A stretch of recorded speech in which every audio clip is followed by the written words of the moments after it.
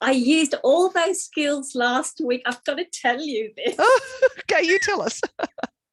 I went into a meeting last week to present to the coup on my chief medical officer.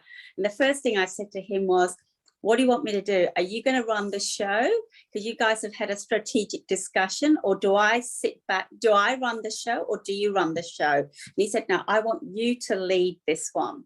So I thought, great. So I sat there, I practiced. I don't know, I think I did use my hand. My left hand goes up a lot, but it did.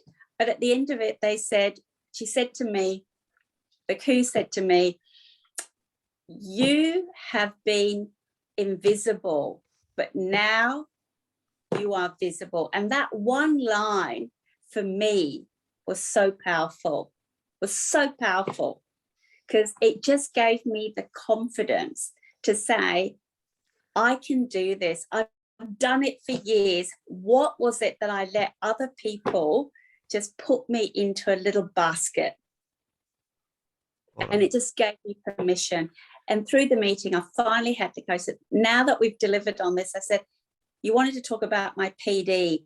And then finally I said, I want my portfolio back, why I was employed, to make a difference in clinical governance.